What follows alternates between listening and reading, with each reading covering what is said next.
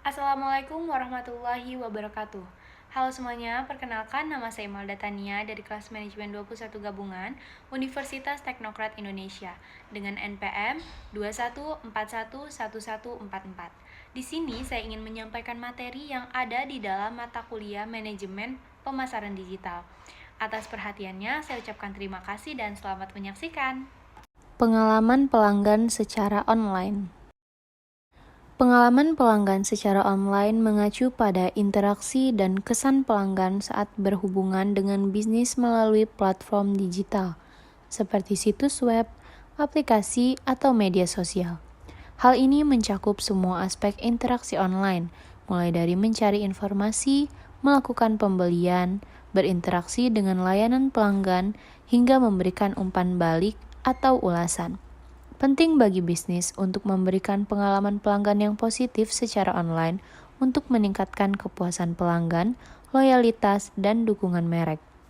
Ini dapat dicapai dengan menyediakan antarmuka pengguna yang intuitif, proses pembelian yang lancar, respon cepat terhadap pertanyaan atau masalah, serta personalisasi konten dan rekomendasi. Perencanaan situs web. Perencanaan situs web dalam pemasaran digital melibatkan beberapa aspek penting seperti pemasaran digital, saluran pemasaran digital, desain situs web, fitur situs web, optimasi mesin pencari, dan analisis data. Situs web merupakan salah satu media pemasaran digital yang digunakan untuk menyampaikan informasi dan menawarkan produk atau jasa. Tugas utama pembangunan ini yakni 1. Pra-pembangunan, 2. Penemuan, analisis, desain, 3. Pembuatan konten, pengembangan dan pengujian pengkodean, 4. Menerbitkan atau meluncurkan situs atau perbaikan. Yang kelima, promosi atau komunikasi pra-peluncuran. Keenam, promosi yang sedang berlangsung, dan yang terakhir adalah pembangunan yang sedang berlangsung. Memulai proyek pengalaman digital.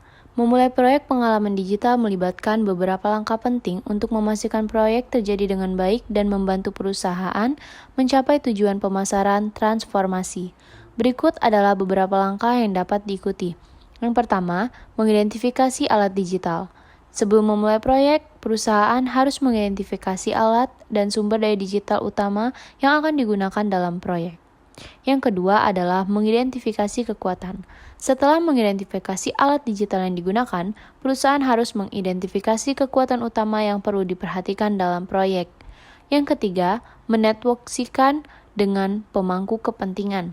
Dalam era yang serba modern, pelanggan mengharapkan bisnis untuk memberikan pelanggan yang mulus melalui berbagai saluran. Oleh karena itu, perusahaan harus menetworksikan dengan pemangku kepentingan untuk memastikan bahwa mereka memahami kebutuhan dan harapan pelanggan. 4. Mengembangkan strategi digital. Setelah mengidentifikasi kekuatan dan menegosiasikan dengan pemangku kepentingan, perusahaan harus mengembangkan strategi digital yang sesuai untuk mencapai tujuan pemasaran dan transformasi. Yang kelima, mengimplementasikan perubahan. Mengimplementasikan perubahan ini adalah proses yang berada di dalam bisnis mereka. Yang keenam, menggunakan layanan pendukung. Untuk memastikan proyek digital berhasil, perusahaan dapat menggunakan layanan pendukung seperti consulting, training, dan support untuk membantu mengidentifikasi kebutuhan, mengembangkan strategi, dan mengimplementasikan perubahan. Di dalam memulai proyek pengalaman digital, penting untuk memastikan bahwa perusahaan memiliki kerangka kerja yang kuat dan sumber daya yang cukup untuk mencapai tujuan pemasaran dan transformasi. Selain itu, perusahaan harus berencana untuk mengajuste strategi dan perubahan tergantung pada hasil dan metrik yang diperoleh selama proyek. Siapa yang harus terlibat di dalam proyek ini?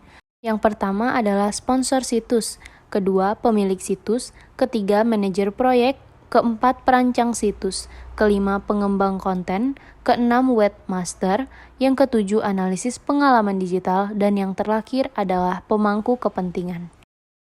Menentukan persyaratan situs web atau aplikasi. Menentukan persyaratan untuk situs web atau aplikasi merupakan langkah penting dalam pengembangan.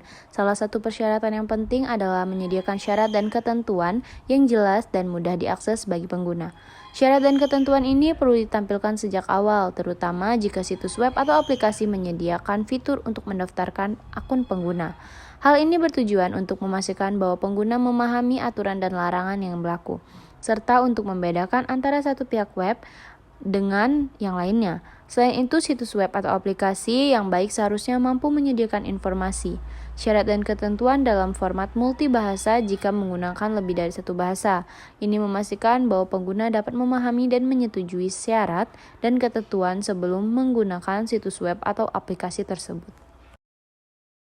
Mendesain pengalaman pengguna. Melibatkan strategi untuk membuat interaksi yang menyenangkan dan efektif bagi pengguna. Ini mencakup desain antarmuka, navigasi yang intuitif, dan konten yang relevan untuk meningkatkan keterlibatan pengguna. Fokus pada responsif, mobile friendly, dan user centric desain dapat meningkatkan pengalaman pengguna secara keseluruhan. Dalam pemasaran digital, pengalaman pengguna menjadi aspek penting untuk menentukan keberhasilan suatu produk atau layanan untuk menciptakan pengalaman yang memuaskan. Dalam pemasaran digital, pengalaman pengguna yang baik dapat membantu meningkatkan kehadiran merek online yang efektif dan menciptakan pengalaman belanja berdasarkan pengalaman dan tujuan. Kualitas pengalaman digital didasarkan pada kombinasi faktor rasional dan emosional dalam menggunakan layanan online perusahaan yang mempengaruhi persepsi pelanggan terhadap suatu merek secara online. Mengelola dan menguji konsep. Mengelola dan menguji konsep merupakan langkah penting dalam pengembangan produk atau layanan. Dalam mengelola konsep perlu dilakukan brainstorming, ide atau masalah menggunakan design thinking, membuat wireframe, prototype, dan mock-up, serta menguji desain itu untuk mendapatkan umpan baik. Sedangkan dengan menguji konsep, diperlukan atau dilakukan pengujian usabilitas dan interaksi desain untuk mengevaluasi kualitas pengalaman pengguna. Pengujian ini dapat dilakukan dengan menggunakan skenario, kasus, atau interaksi.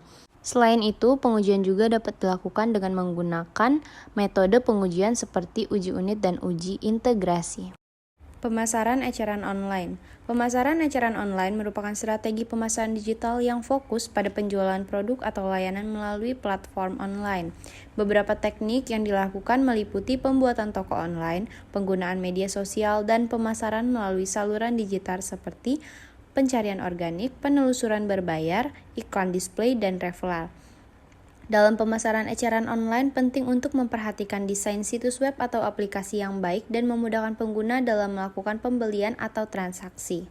Selain itu, perusahaan juga harus memperhatikan kebutuhan dan harapan pelanggan, serta memastikan bahwa produk atau layanan yang mereka tawarkan sesuai dengan tujuan pemasaran dan transformasi.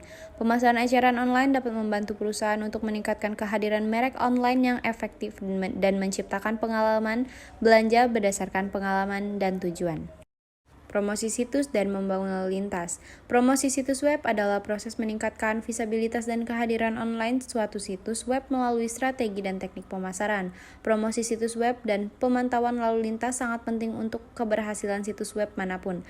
Mempromosikan situs web Anda memastikan bahwa situs web tersebut menjangkau khalayak yang lebih luas dan meningkatkan kehadiran online-nya. Memantau lalu lintas web juga memungkinkan Anda mengumpulkan data dan wawasan berharga tentang perilaku dan preferensi pengguna. Secara keseluruhan, promosi situs web dan pemantauan lalu lintas sangat penting untuk memaksimalkan visibilitas dan keberhasilan kehadiran online Anda. Dampak kualitas layanan pada e-loyalitas. Dari hasil penelitian yang ada, terdapat beberapa temuan terkait dampak kualitas layanan pada e-loyalitas. Berikut contohnya adalah yang pertama, e-service quality dan e-customer loyalty. Terdapat pula yang kedua yaitu kepuasan pelanggan dan loyalitas, serta yang terakhir adalah e-loyalty dan e-service quality. Dari temuan-temuan ini dapat disimpulkan bahwa kualitas layanan elektronik memainkan peran yang penting dalam membangun kepuasan dan loyalitas pelanggan dalam lingkungan bisnis elektronik.